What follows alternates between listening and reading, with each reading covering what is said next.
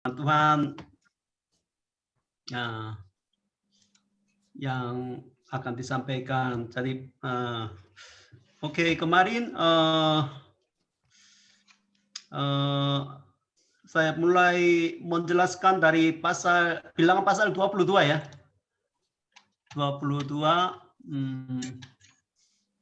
Coba.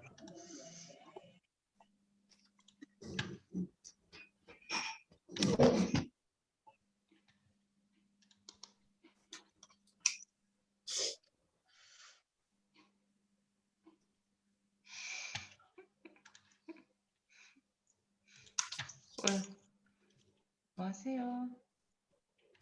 민재 뭐 호스트 변경을 내가 호스트를 해야 되겠다. 이거 화면 공유가 안 되노? 예, 하세요. 호스트 변경을 해줘야 되는데. 어떻게 하는 건데? Maaf ya, tunggu sebentar.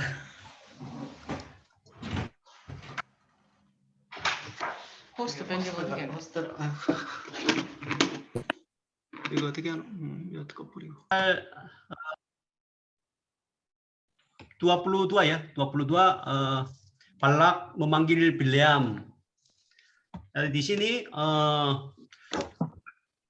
orang Israel yang sekarang berada di padang gurun, mereka tidak tahu ya apa yang terjadi, itu kutukan atau mungkin berkat berbicara antara Balak dan Bileam ya, pasal 22 sampai 24 ini mereka tidak tahu. Tapi Bileam dipanggil ya untuk mengutuki bangsa Israel, tapi justru dia memberkati ya, karena sesuai dengan janji kepada Abraham ya, Kejadian pasal 12 ayat 3, barang siapa yang memberkati dia akan diberkati, dan barang siapa mengutuki dia akan dikutuki. Jadi bangsa Israel ini diberkati oleh Tuhan, jadi manusia tidak bisa mengubah berkat Tuhan. Jadi walaupun bangsa Israel sekarang di padang gurun, mereka belum sadar apa yang terjadi. Mereka belum sadar ya tentang identitasnya. Tapi ini bangsa pilihan, bangsa diberkati. Jadi di tengah jalan menuju ke Moab ya. Moab dia naik keledai, kemudian ketemu sama malaikat Tuhan. Di sini malaikat Tuhan itu huruf besar ya, huruf besar. Malaikat Tuhan itu huruf besar, di dalam perjanjian lama itu Yesus Kristus ya yang menampakkan dirinya di dalam masa perjanjian lama. Karena ini malaikat itu huruf besar ya. Jadi dia menampakkan dirinya 3 kali, dan keledai juga melihat 3 kali. Kemudian Bileam memukul 3 kali. Jadi maksud kisah ini apa? Artinya Bileam dia orang terkenal ya, penundung terkenal, tetapi dia secara rohani orang buta. Jadi keledai bisa melihat malaikat Tuhan yang menghalangi ya perjalanannya, tetapi dia tidak tahu. Itu maksudnya ya, maksudnya. Kemudian dia ya justru dia dipanggil untuk mengutuki, tapi dia memberkati. Kemudian ayat yang penting di sini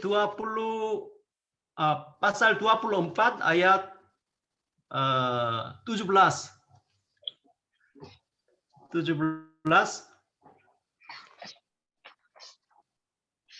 Aku melihat dia tetapi bukan sekarang. Aku memandang dia tetapi bukan dari dekat.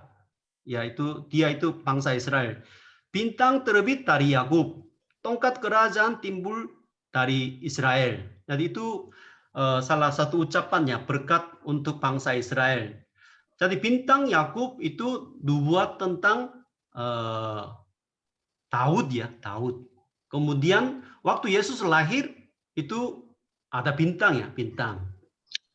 Jadi itu masa depan akan terjadi. Jadi itu dia berkati, kemudian bernubuat masa depan bangsa Israel. Jadi itu artinya ya, kadang-kadang kita juga tidak mengerti identitas kita sendiri ya di padang gurun, karena itu sulit ya bertahan dan banyak bergumul. Tetapi menurut pandangan Tuhannya, itu orang percaya itu orang diberkati. Itu kita harus mengerti ya identitas kita sebagai anak Tuhan. Kemudian Bileam ini sangat mirip dengan Firaun juga. Firaun juga mau mengutuki bangsa Israel, tetapi tidak jadi. Bileam juga mau mengutuki, tapi tidak jadi. Itu Firaun dan Bileam itu sangat mirip ya, mirip. Kemudian bilangan 25 ya, itu latar belakangnya Bileamnya.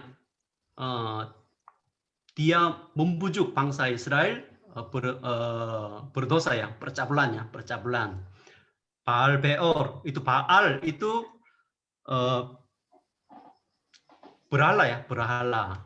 Baal itu biasanya dewa langit ya, dewa langit. Nanti kalau membaca kitab raja-raja mungkin sering akan muncul nama ini Baal atau Asera. Asera itu biasanya perempuan ya, dewa perempuan ya, dewi ya, dewi. Jadi mereka biasanya ibadahnya bersetubuh. Kemudian dalam ibadah mereka biasa bersetubuh. Itu budaya orang Moab, ibadah orang Moab dan orang Kanaan juga. Sehingga hujan turun, kemudian di bumi banyak hasil bumi, panen, kekayaan. Jadi itu yang mereka menyembah berhala untuk memperoleh kekayaan. Itu tujuannya, tujuan menyembah berhala. Itu namanya Baal Peor. Peor itu nama tempat ya. Ini terjadi percabulan ya, percabulan sama perempuan Midian terjadi sehingga 24.000 orang ya dibunuh oleh Finas ya, Finas. Jadi itu kejadian itu besar ya. Kematian sekaligus itu paling banyak. Sebelum berangkat ke padang gurun di bawah Gunung Sinawi ya, itu Harun menyembah lembu tuangannya, tuangan lembu ya, lembu tuangan emas itu. Di padang gurun itu kejadian yang besar. Jadi di padang gurun ya salah satu dosa yang sering terjadi itu percabulan. Banyak godaan di padang gurun, bangsa Israel ya jatuh ke dalam dosa percabulan dan juga menyembah berhala. Sehingga mereka banyak orang ya, 24.000 orang itu dibunuh. Jadi bangsa Israel itu sering menyembah berhala. Ini akan terjadi.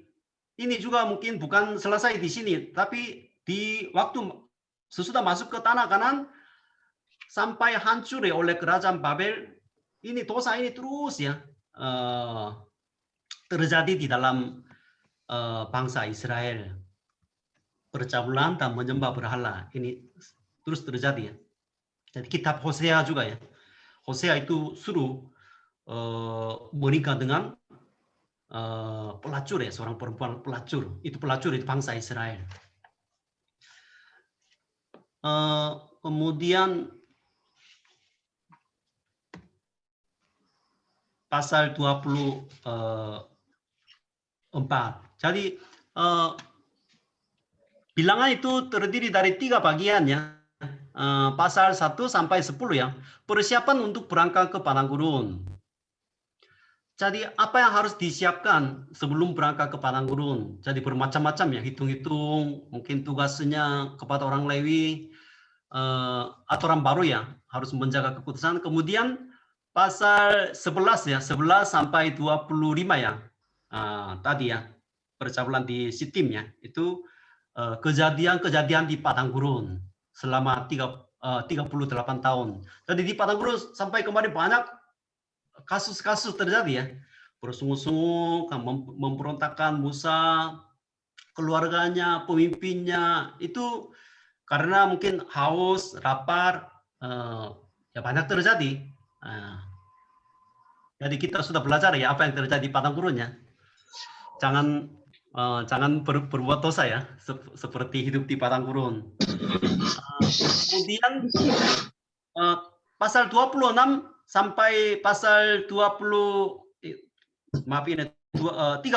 ya, yang terakhir ini persiapan untuk masuk ke tanah Kanaan. Itu intinya.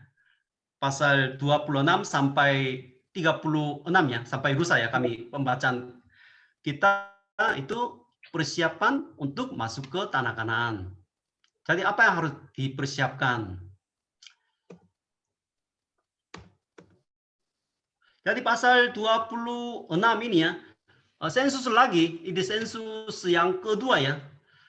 Jadi kira-kira dua kali ada sensus, maka kitab ini disebut kitab bilangan ya, kitab bilangan. Sensus yang kedua ya, jumlah ini. Sensus yang pertama, pasal 1, jumlahnya begini. Kemudian pasal 26, itu sesudah kira-kira 4 tahun kemudian jumlahnya begini. Jadi itu apa artinya? Jumlahnya hampir tidak ada berubah. Ya, artinya selama 38 tahun Tuhan melindungi mereka. Walaupun mereka sering jatuh ke dalam dosa, sering bersungut-sungut, sering memberontakkan, tapi Tuhan melindungi bangsa Israel. Itu salah satu arti ya. Kemudian tujuan untuk sensus yang kedua ini ya, pasal 26 ayat 53.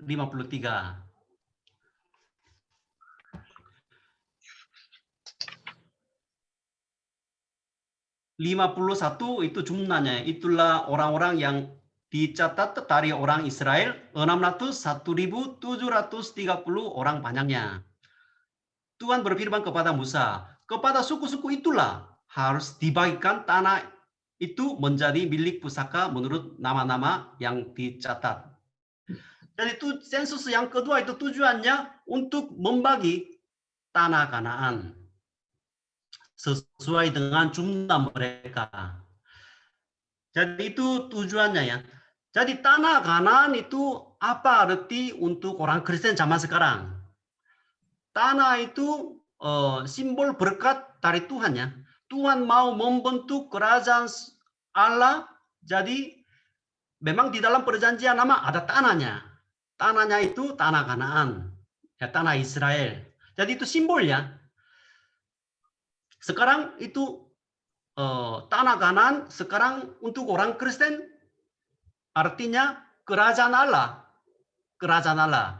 Kerajaan Allah itu bukan suatu tempat ya. Masuk ke kerajaan Allah itu artinya masuk ke dalam kuasa Allah. Bukan suatu daerah. Jadi surga itu bukan suatu daerah. Ada kaitan dengan kuasanya. Jadi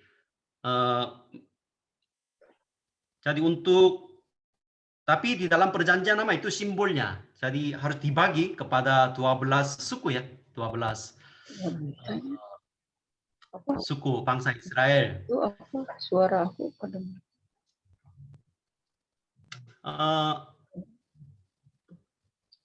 kemudian sensus sudah selesai, kemudian harus memilih pemimpin yang baru. Karena pemimpin yang pertama ya, Musa enggak bisa masuk ke tanah Kanaan. Sehingga sudah sensus selesai, kemudian harus memilih pemimpin, yaitu Yosua. Yosua akan membawa bangsa Israel, kemudian melewati sungai Yordan, kemudian akan masuk tanah Kanaan. Jadi Yosua itu ya bahasa Indonesia Yosua, tapi bahasa aslinya Yesua. Sama dengan Yesus. Yosua dan Yesua itu sama. Jadi Yesus akan membawa orang-orang ke dalam kerajaannya, kerajaan Allah. seperti Yosua. Sehingga Yohanes Pembaptis ya itu terus menunggu Mesias ya, kedatangan Mesias di tepi sungai Yordan. Karena akan datang Mesias seperti Yosua. Jadi Yosua itu penerus ya, penerus, tetapi mirip ya, mirip dengan pelayanannya, mirip dengan Yesus Kristus. Gambar Yesus Kristus ya. Pasal 27 kemudian ayat 21. Tapi Yosua itu sedikit berbeda dengan Musa. Musa biasanya langsung mendengar suara Yahweh, langsung berbicara seperti temannya. Tetapi Yosua itu sedikit berbeda. Pasal 27 ayat 11 ya. Pasal 27 ayat 11. Pasal 27 ayat 21. Ia harus berdiri di depan Imam Eliezer. Yosua harus berdiri di depan Imam Eliezer supaya Eliezer menanyakan keputusan Urim bagi dia di hadapan Tuhan. Atas ditanya mereka akan keluar dan atas ditanya mereka akan masuk. Ia beserta semua orang Israel segenap umat itu. Yosua itu bedanya dengan Musa itu, Musa langsung berbicara sama Yahweh, tapi Yosua itu harus bertanya kepada imam. Melayani bersama-sama dengan imam itu sedikit berbeda ya, sedikit berbeda.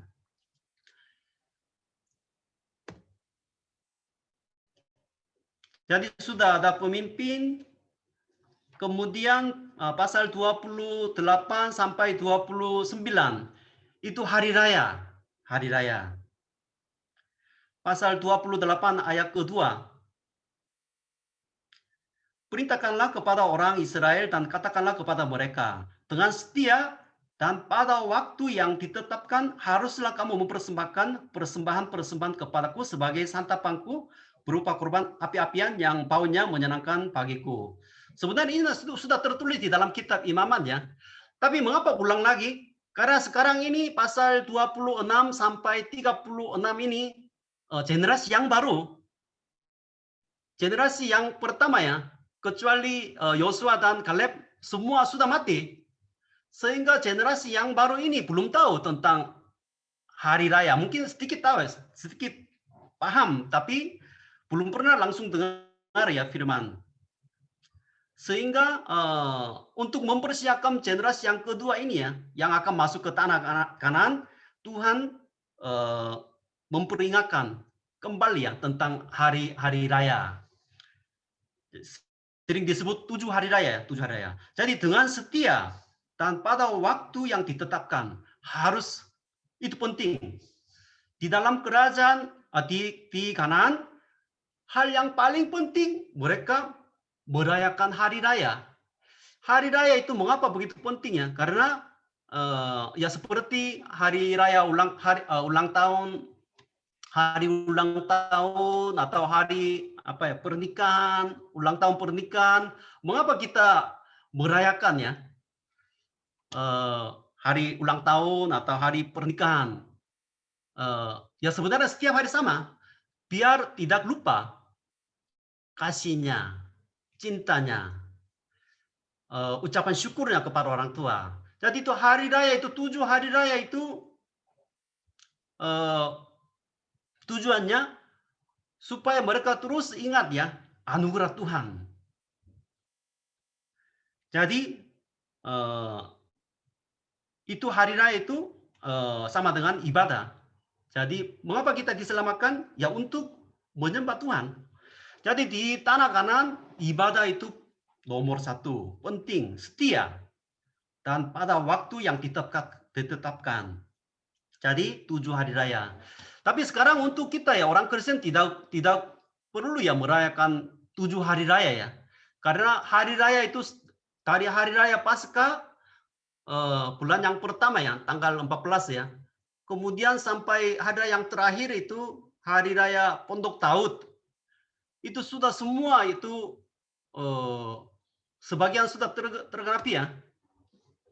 Jadi itu apa artinya hari raya Paskah dan hari raya ini hasil pertama ya, hasil pertama, kemudian bukan itu hari raya Paskah, hari raya roti tidak beragi ya, kemudian hasil pertama, kemudian hari raya Pentakosta. Sampai sekarang sudah tergenapi semuanya.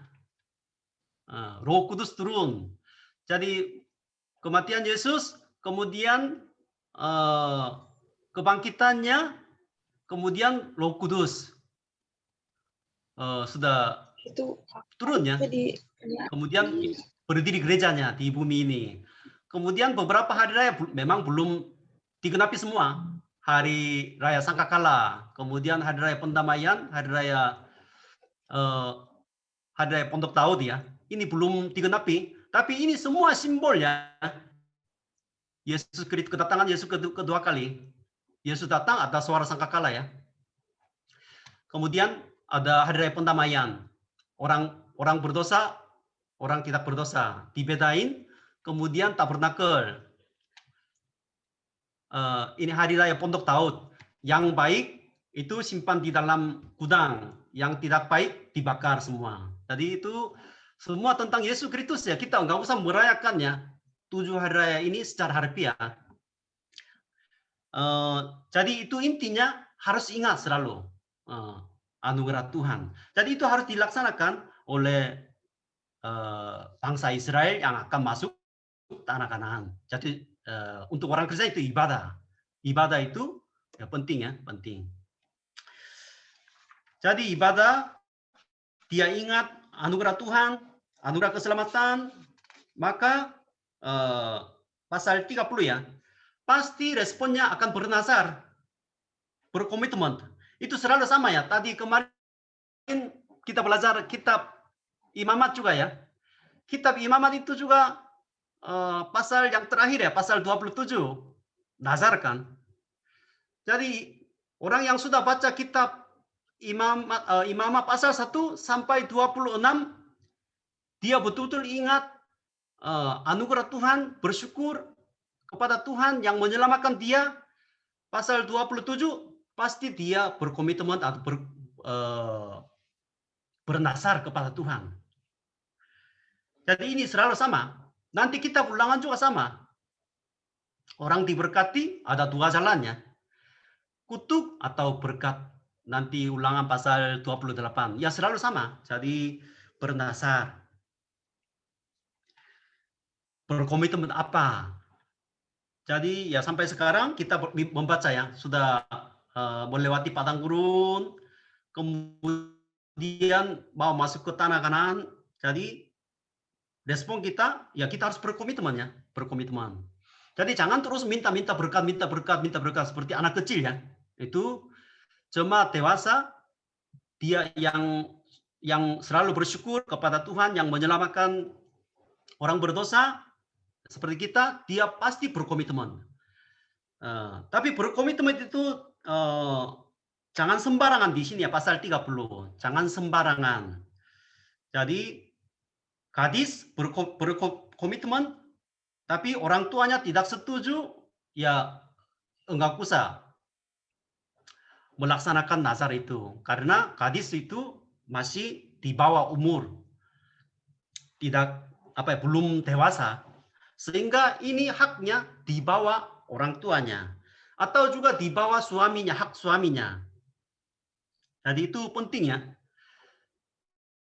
Itu artinya mengapa itu teliti tertulis seperti ini. Kalau bernazar betul-betul bertanggung jawab. Jadi Yesus juga berkata ya pada Matius pasal 5 ya. Jadi kalau iya, iya. Kalau tidak, ya tidak. Bukan mungkin mudah-mudahan kalau kondisinya baik, aku lakukan, mungkin enggak. Jadi seperti kemarin orang nazar juga ya, bilang pasal 6. Di sini bilang pasal 6 dan Imamat 27. Bernazar, berkomitmen. Jadi saudara-saudara yang baca ya, kita bilangan sampai sekarang, artinya waktu membaca pasal 30, harus ada keinginan untuk bernazar. Doanya, membaca firman-Nya, atau mungkin sedekahnya, persembahannya, atau pelayanannya, itu. Kalau bernazar, ya sampai mati harus melaksanakannya. Karena mengapa ini penting? Karena bernazar dalam nama Tuhan Yesus. Kalau tidak melaksanakannya, nanti orang tidak percaya melihat kami ya, kemudian ketawa.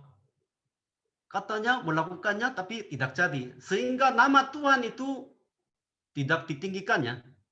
Nah, jadi ini terjadi. Kemudian pasal 31 ya, peperangan sama orang Midian. Karena orang Midian ini kemarin membuat bangsa Israel bercabulannya. Sehingga angkatan yang kedua, generasi yang kedua ini harus membereskan dosa ini. Jadi, tetapi ini sedikit beda ya. Bukan semua laki-laki umur ke atas 20 berperang, enggak. Setiap suku 1.000 orang.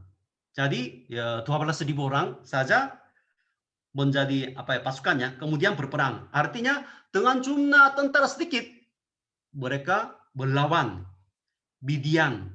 Jadi Midian di sini mungkin negaranya agak kurang jelas ya ini dari mana. Tapi Midian ini bukan hanya daerah sini ya, tapi mungkin di sini ada 5 raja dibunuh. Itu semacam persekutuan Moab dan Midian. Jadi dengan jumlah pasukan sedikit, mereka menghancurkan semua orang Midian. Harus dibunuh semua laki-laki, itu penting. Ini sering disebut perang di sini bahasa Indonesia mungkin haramnya, haram. Perang haram itu haram itu artinya bahasa Ibrani itu herem. Herem haram itu sama ya, najis. Yang najis sama sekali tidak boleh dihidupkan, dibiarin. Sehingga ya banyak jemaat kalau membaca bagian seperti ini, mengapa membunuh semua laki-laki atau mungkin perempuan, semua yang bersetubuh, semua harus dibunuh. Jadi Tuhan kita terlalu kejam. Itu sering bertanya. Tetapi sekarang itu bukan peperangan untuk mencari tanah yang lebih luas. Enggak. Itu tujuan peperangan ini ada kaitan dosa. Kalau angkatan yang kedua ini ya, generasi yang kedua ini kalau masuk ke tanah kanan, di tanah kanan juga sama prinsipnya. Harus membunuh semua, menghapuskan semua orang yang hidup di dalam dosa itu. Jadi, karena Allah kita itu Allah yang Maha Kudus. Jadi, sehingga harus membereskan semua. Maka di sini Musa ya, ayat pasal 31 ayat 14. Tentang peperangan itu cerita sedikit, tetapi sesudah peperangan ceritanya lebih panjang ya. Karena tujuannya di sana, bukan peperangan ini, tapi sesudah selesai ya peperangan ini, pasal 31 ayat 14. 13 ya. Lalu pergilah Musa dan Imam Eliezer dan semua pemimpin umat itu sampai keluar tempat perkemahan untuk menyongsong mereka. Tetapi ayat 14, maka kusullah Musa kepada para pemimpin tentara itu, kepada para kepala pasukan 1.000 dan para kepala pasukan 100 yang pulang dari peperangan. Jadi dia marah karena ada beberapa perempuan yang kemarin bercabulan masih belum dimatikan, belum dibunuh. Sehingga semua perempuannya, ayat 17 ya, maka sekarang bunuhlah semua laki-laki di antara anak-anak mereka dan juga semua perempuan yang pernah bersetubuh dengan laki-laki haruslah kamu bunuh. Jadi itu bukan soal terlalu kejam, enggak. Karena peperangan Midian ini ada kaitan dengan dosa. Sehingga semua harus beres. Dan juga tadi ya, ayat 1 ayat juga penting di sini, ayat 6. Ayat 6. Lalu Musa menyuruh mereka untuk berperang. 1.000 orang dari tiap-tiap suku bersama-sama dengan Pinhas, anak Imam Eliezer. Dalam peperangan, anak imam, seorang imam namanya Pinhas, dia ikut. Jadi itu sifat peperangan sama orang Midian. Mengapa imam ikut? Ya, karena ini ada kaitan dosa, bukan menyatakan kekuatan bangsa Israelnya. Jadi maka Finehas juga ikut berperang karena ini ada kaitan dengan dosa. Kemudian mengenai jarannya, mengenai jaran. Jaran di sini ayat 27 pentingnya. Jadi hitung-hitung semua rampasan, kemudian ayat 27, lalu bagi dualah rampasan itu kepada pasukan bersenjata yang telah keluar berperang dan kepada segenap umat yang lain. Jadi bukan hanya itu rampasan dibagi untuk orang yang ikut peperangan, tapi kepada umatnya, segenap umatnya. Dan juga dibawa juga ya sebagian kepada imam dan juga kepada orang Lewi. Jadi itu prinsip pembagian carahan. Itu harus dilakukan nanti di tanah Kanan juga. Nanti Daud juga ya. Daud dan Yosua betul-betul melaksanakannya. Jadi kerajaan Allah, kerajaan surga itu harus dibagi secara adil. Itu prinsip utama ya. Di dalam kerajaan Allah itu semua orang harus puas, semua harus orang dapat bagiannya dengan adil. Itu yang penting ya, ciri khas kerajaan Allah itu. Kemudian pas tadi ibadah selesai, kemudian Nasar selesai, kemudian dosa sudah beres ya. Kemudian mungkin peperangan ini generasi yang kedua ya. Pertama kali mereka mengalami kemenangan. Di padang gurun mungkin bukan selalu gagal ya. Di padang gurun ya Tuhan menolong mereka sehingga mereka mengalami kemenangan juga. Khususnya untuk generasi yang kedua. Sehingga mereka bersemangat untuk mempersiapkan masuk ke tanah Kanaan. Karena sekarang mereka mengalami kemenangan yang besar. Dengan jumlah pasukan yang sedikit, mereka menang. Caranya banyak sekali. Sehingga mereka bersemangat, berani ya, masuk ke tanah Kanaan. Karena nanti di tanah Kanaan juga Tuhan akan membuat mereka menang juga. Jadi itu apa ya? Salah satu tujuan peperangan orang Midian. Jadi di dalam kehidupan kita juga ya, kita selalu apa ya? Di padang gurunnya harus percaya diri juga ya, percaya diri. Jangan terus gagal-gagal ya. Kemudian 32 ya, 32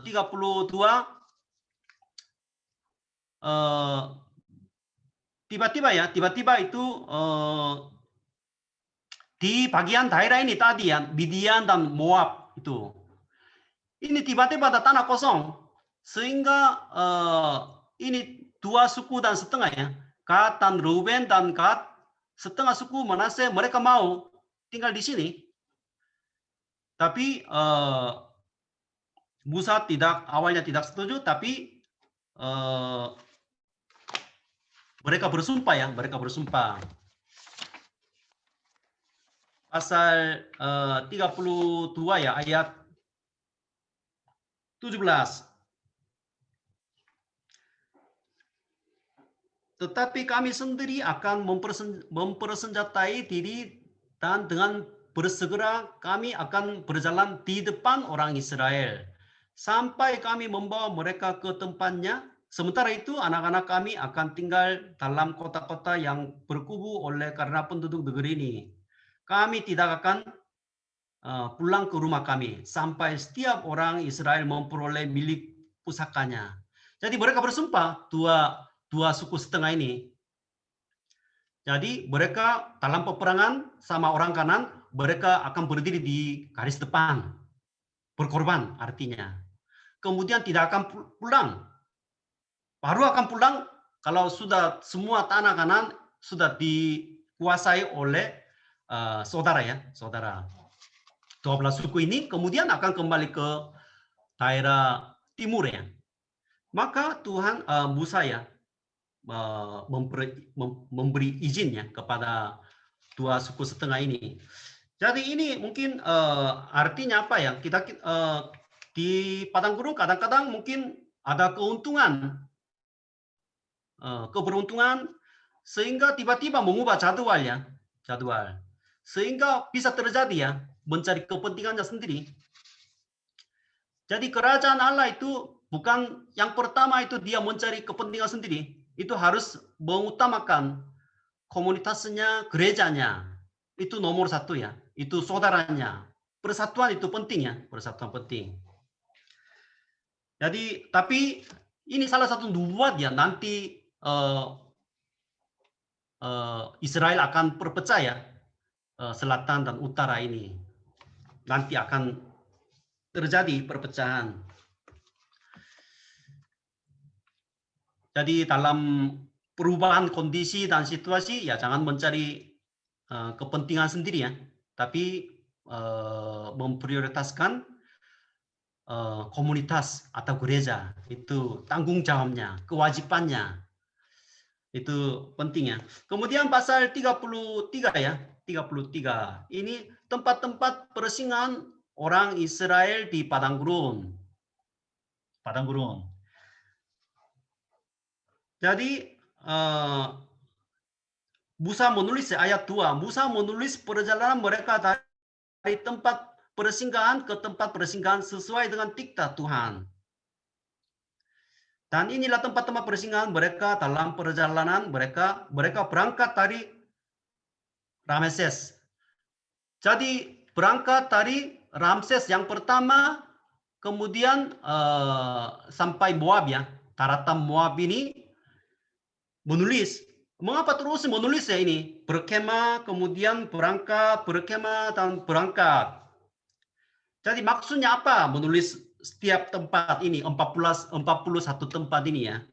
Karena ya seperti ya Pak Peri juga mungkin tiba di Indonesia, kemudian ya pernah berkemah di Bandung, Cimpuli atas, kemudian ya berangkat, kemudian di dekat dari UPI, pernah berkemah, kemudian ya berangkat ke Lampung. Jadi itu perjalanan kehidupan kita, bangsa Israel. Jadi melalui 41 tempat ini mereka menoleh ke belakang masa lalu. Maka baru bersyukur. Jalan yang mereka sudah tempuh itu semua anugerah Tuhan. Anugerah Tuhan.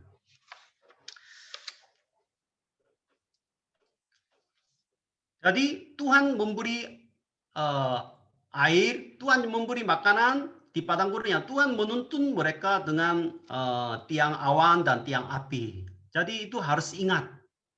Ya masa kehidupan kita, masa lalu kehidupan kita juga sama ya. Kemudian ayat 50 sampai 56. Itu artinya jalan yang akan menempuh. Itu prinsipnya apa? Jadi masa lalu semua anugerah Tuhan. Kemudian apa yang harus dilakukan sesudah tanah Kanaan dilebut? Maka artinya mereka akan melewatinya, menuju ke sana. Sikapnya seperti apa? Maka ayat 51 ya. Pasal 33 ayat 51. Berbicaralah kepada orang Israel dan katakanlah kepada mereka, apabila kamu menyeberangi sungai Yordan ke tanah Kanaan. Jadi besok dan lusa ya, apabila kamu menyerangi sungai Yordan, terus akan tertulis ya. Kalau masuk, apa yang dikerjakan? 52, maka haruslah kamu menghalau semua penduduk negeri itu dari depanmu dan membinasakan segala batu berukir kepunyaan mereka. Juga harus kamu membinasakan segala patung tuangan mereka dan memusnahkan segala bukit pengorbanan mereka. Jadi tempat ibadah, mungkin patung-patungnya, berhala itu semua harus dihancurkan. Artinya ya dosa itu, dosa yang sampai sekarang ya di padang gurun yang mengganggu kehidupan mereka itu harus dibereskan semua. Semua, segala di sini ya, semua segala. Jadi itu sikap ya sebelum berangkat ke depan, ke masa depan. Karena ini nanti ya akan menjadi seperti ayat 55 di sini ya. 55, tetapi jika kamu tidak menghalau penduduk negeri itu dari tempatmu, maka orang-orang kamu tinggalkan hidup dari mereka akan menjadi seperti selumbar di matamu dan seperti duri yang menusuk lambungmu. Jadi itu dosa itu seperti duri ya, duri. Mengapa kita tetes air mata? Mengapa kita bergumul? Ya coba introspeksi diri kita sendiri ya. Ada durinya, dosanya. Sehingga itu bergumul. Maka ya di dalam kerajaan surga ya, di tanah kanan mereka akan mengalami kegagalan. Ini juga betul-betul terjadi ya, betul-betul terjadi. Jadi kemudian jadi di sini 41 tempat ini juga mungkin ya melalui salah satu tafsirannya. Tafsiran Matius pasal 1 itu silsilah Yesus Kristus ya. Silsilah Yesus Kristus dibagi Matius 1 ayat 17. Jadi seluruhnya ada 14 keturunan dari Abraham sampai Daud, 14 keturunan dari Daud sampai pembuangan Babel. 14 keturunan dari pembuangan ke Babel sampai Kristus. Jadi silsilah Yesus Kristus dibagi 14, 14, 14. Maka semuanya 42 jumlahnya. 42 ini berkemah di padang gurunnya 41. Kemudian nanti baru kalau kita membaca kitab Yosua ya, baru berkemah di Gilgal, di tanah Kanaan yang pertama kali. Itu 42. Jadi itu ada kaitan dengan Yesus Kristus ya. Yohanes 1 ayat 14, firman itu telah menjadi manusia dan diam di antara kita. Jadi diam di sini ya berkemah. Yesus punya tubuh, kemudian tubuh itu diam bersama-sama seperti padang gurun berkemah. Jadi itu nubuat tentang Yesus Kristus juga ya. Kemudian hari ini ya pembacaan hari ini pembatasan tanah Kanaan. Ayat 2 ya, ayat 2.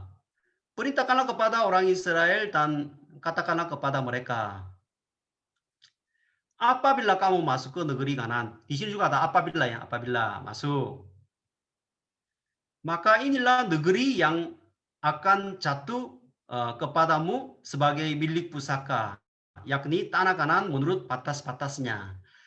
Jadi ada perbatasan dari selatan dan barat ya, utara timur. Jadi itu maksudnya apa? Jadi sebelum masuk sudah ada sertifikatnya. Jadi ya sebelum beli Tuhan kasih sertifikatnya, ukurannya berapa?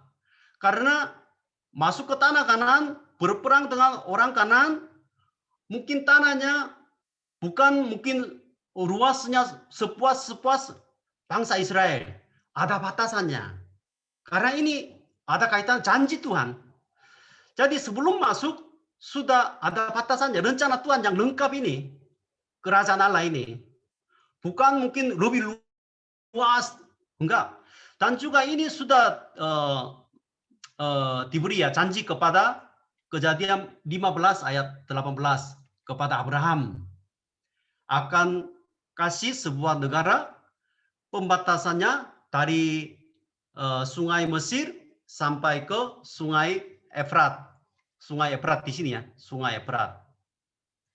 Sudah ada janjinya, tapi janji ini berkembang jadi lebih jelas perbatasannya. Jadi semua terjadi sesuai dengan janjinya, sesuai dengan rencana Tuhannya. Bukan karena mereka coba masuk kemudian berperang. Mungkin maka tanahnya begini. Enggak. Sudah ada gambarnya. Jadi itu ya cara Tuhannya, cara Tuhan. Sudah kasih sertifikat dulu, kemudian tunjuki sertifikat, ya tanahmu seperti ini. Jadi betul-betul Tuhan akan membawa bangsa Israel ke tanah Kanaan. Itu semacam ya janji ya yang tepat sesuai dengan janji kepada Abrahamnya. Kemudian ayat 13 di sini ya. Musa memerintahkan kepada orang Israel, itulah negeri yang akan kamu bagi sebagai milik pusaka dengan membuang undi yang diperintahkan Tuhan untuk diberikan kepada suku yang 9,5 itu. Tapi cara pembagian tanah Kanaan itu ya selalu membuang undi. Mengapa membuang undi? Ya karena tanah ini dimiliki oleh Allah. Tanah Indonesia, tanah Korea itu dimiliki oleh Allah, bukan manusia aslinya. Tapi manusia mungkin mencari keuntungan melalui jual beli tanah ini. Jadi membuang undi itu artinya tanah ini dimiliki oleh Allah. Itu tanah ini pemberian Allah. Sehingga dibagi dengan adil melalui membuang undi ya, membuang undi. Jadi membuang undi juga sering dipakai di dalam perjanjian lama ya, perjanjian lama. Tapi nanti Kisah Para Rasul pasal 1 ya, sesudah Roh Kudus turun ya tidak membuang undi lagi. Karena semua keputusan dari gereja atau jemaat itu sesuai dengan pimpinan Roh Kudus ya. Jadi ini dibagi secara adil. Karena kerajaan Allah itu ciri khas yang penting itu harus adil. Kebenaran, keadilan itu dua harus terjadi. Tapi semua ini nanti akan gagal juga di tanah Kanaan juga ya, bangsa Israel. Semua akan gagal. Jadi, tapi ya Tuhan sudah kasih ya sertifikat yang jelas sebelum mereka masuk. Ya kemudian besok itu kota perlindungan. Kalau begitu orang Lewi tidak ada beli pusaka sehingga mereka diberi tempat tinggal di 40 ya, seperti 42 kampung ya, 42 kampung, bukan tanah milik ya. Mereka tersebar sesuai dengan nubuat Abraham ya, tersebar. Kemudian besok ya dikasih tanah-tanah pengembalaan yang sekeliling kota itu. Tanah-tanah pengembalaan juga dikasih. Mengapa? Harus ada ladangnya. Kalau ada ladang, ada rumputnya, sehingga mereka memelihara hewan korban, sehingga ada ladang juga ya sebagian. Kemudian kota perlindungan, jadi di tengah ada Sungai Yordan, kemudian di sebelah timur ada 3 kota perlindungan. Kemudian di sebelah barat itu 3 kota perlindungannya. Kota perlindungan itu dibuat tentang Yesus Kristus ya. Orang tidak sengaja membunuh seseorang, dia bisa melarikan diri. Maka kalau hanya satu tempat, mungkin di sini kejadian kasus pembunuhan terjadi di daerah sini, dia melarikan diri agak sulit kan. Maka tidak sengaja membunuh seseorang, sehingga mungkin di tengah perjalanan melarikan diri sampai ke kota perlindungan di sini terlalu jauh, sehingga ada kemungkinan dia dibunuh. Jadi itu ada kaitan dengan melindungi nyawa manusia. Itu melindungi nyawa manusia itu salah satu prinsip pentingnya. Nanti kita ulangan juga.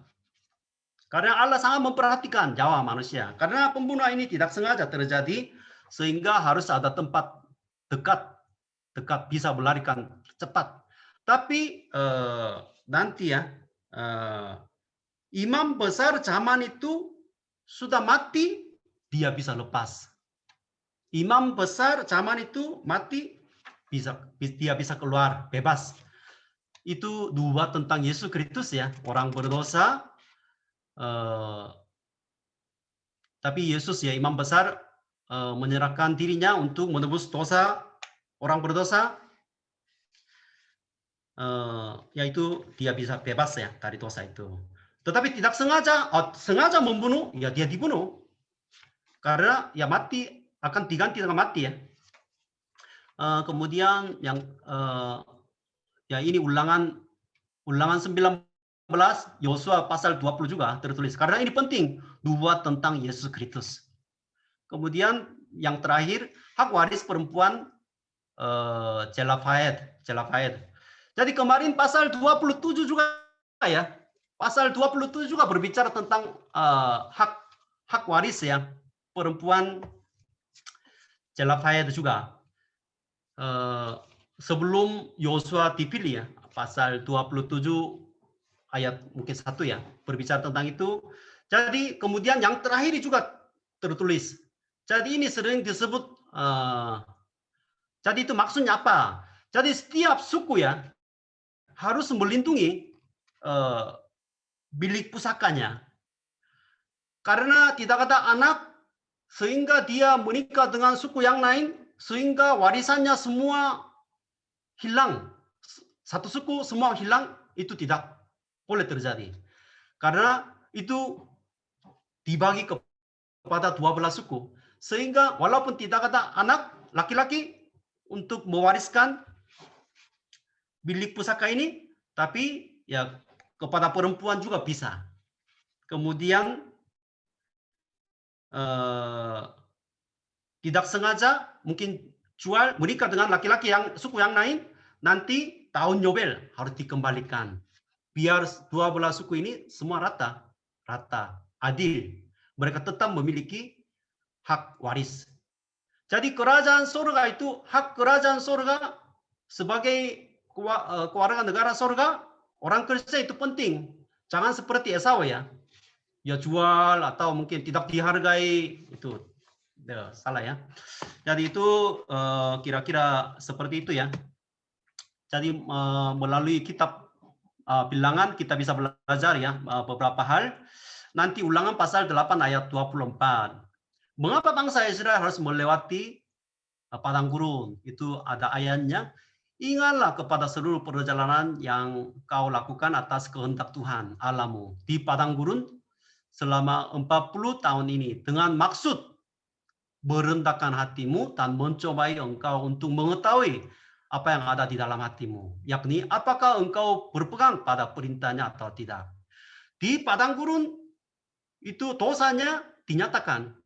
Kalau jalannya semua lancar, ya mungkin bisa ya bersembunyi-sembunyi. Tapi kalau terjun di padang gurun, ya dosa kita, emosi kita, mungkin ya wajah kita yang asli ya, yang enggak pakai topeng ya, itu dinyatakan jelas ya. Jadi dalam keadaan itu Tuhan mau melihat kita merendahkan hati kita, tetap berpegang pada perintahnya, firman Tuhan di padang gurun. Jadi ia merendahkan hatimu, membiarkan engkau lapar dan memberi engkau makan mana yang tidak kau kenal, yang juga tidak dikenal oleh nenek moyangmu, untuk membuat engkau mengerti bahwa manusia hidup bukan dari roti saja, tapi manusia hidup dari segala yang diucapkan Tuhan. Padang gurun, bagaimana kita bisa menang? Harus pegang firman-Nya. Jadi itu kemudian merendahkan diri. Itu nomor 1 di padang gurun, ya rendah hati. Nomor 2, rendah hati di hadapan Tuhan. Bukan hanya di hadapan manusia saja.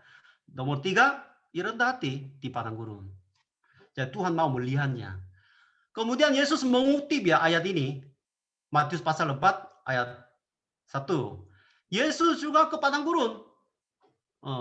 Tapi bukan karena mungkin bukan karena kebetulan, tapi Yesus dibawa oleh Roh ke padang gurun. Roh membawa Yesus ke padang gurun. Jadi seperti kita ya, mengapa kita sekarang berada di tengah padang gurun atau mau masuk padang gurun? Bukan karena hidupnya nasibnya buruk, tidak beruntung, enggak. Seperti Yesus ya, Roh membawa kita padang gurun. Allah membawa kita ke padang gurun. Jadi seperti Yesus juga ke padang gurun. Jadi sesudah dibaptis, pasal 3 ya, Matius pasal 3 dibaptis, bukan langsung melayani, ke padang gurun dulu. Karena harus melewati padang gurun itu, seperti bangsa Israel. Kemudian Yesus menang ya di padang gurun. Bangsa Israel gagal, tetapi Yesus menang di padang gurun. Yesus berkata, ada tertulis, manusia hidup bukan dari roti saja, tetapi dari setiap firman yang keluar dari mulut Allah. Dalam pencobaannya dari iblis ya 3 kali ya, Yesus menang. bukan melalui mujizat, tapi melalui firman-Nya. Khususnya di sini ya tadi dia mengutip ayat dari Ulangan 8 ayat 3 ya. Ayat 3. Jadi rahasia menang di padang gurun yang melalui firman-Nya. Dan juga ini Yohanes Pembaptis ya. Yohanes Pembaptis juga melayani di padang gurun. Ada suara orang yang berseru di padang gurun. Karena di padang gurun dia bisa mendengar firman-Nya, permenangannya. Jadi orang-orang kudus ya dulu zaman Yohanes Pembaptis ya, mereka tinggal di padang gurun untuk mendengar suara Tuhan. Menyingkirkan diri kita dari kerumunan. Banyak orang diam diri di tempat jauh dari teman-teman. Biar kita mendengar suara Tuhan. Karena padang gurun itu, ya dalam bahasa Indonesia kita bilangan itu numbers ya. Bilangan. Tapi sebenarnya judul aslinya padang gurun. Midbar. Midbar itu artinya dengan firman. Padang gurun artinya dengan firman. Bahasa aslinya. Harus ke padang gurun sengaja. Kemudian 1 Korintus 10 ayat 1 Korintus pasal 10 juga mengutip ya kegagalan bangsa Israel di padang gurun. Mengapa kita belajar membaca kitab bilangan ini? Semua ini telah terjadi sebagai contoh bagi kita untuk orang Kristen. Memperingatkan kita supaya jangan kita mengingatkan hal-hal yang jahat seperti yang telah ya bangsa Israel berbuat. Kita sudah belajar melalui kitab bilangannya. Apa yang terjadi di padang gurun? Jangan gagal ya di padang gurun. Karena sudah tahu contohnya. Jadi Mazmur 23 ayat 1. Padang gurun ini ya menurut aku ya, kalau disertai oleh Tuhan menjadi padang yang berrumput.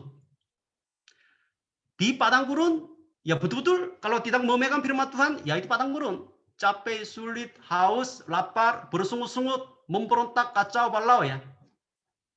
Tapi betul-betul disertai oleh Tuhan. Tuhan adalah gembalaku, takkan kekurangan aku.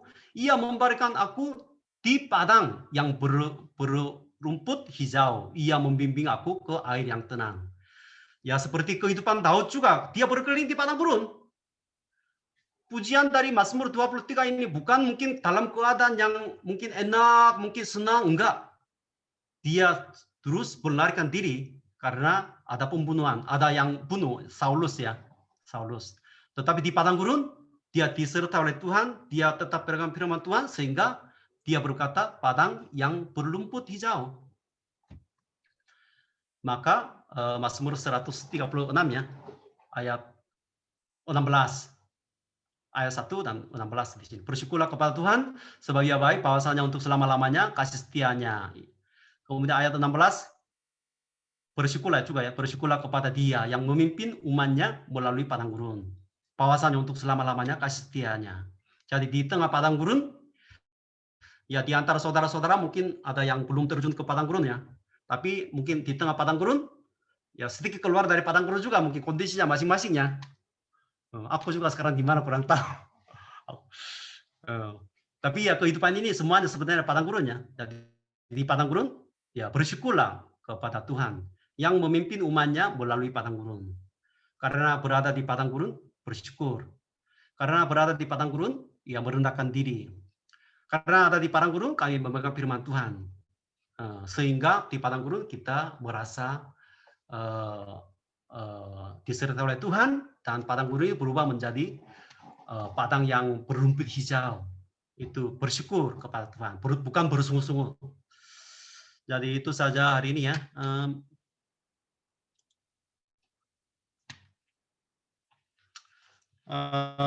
Itu saja mudah-mudahan ya mungkin mengerti. Udah ya mungkin lumayan ya. Ada pertanyaan ada enggak mungkin?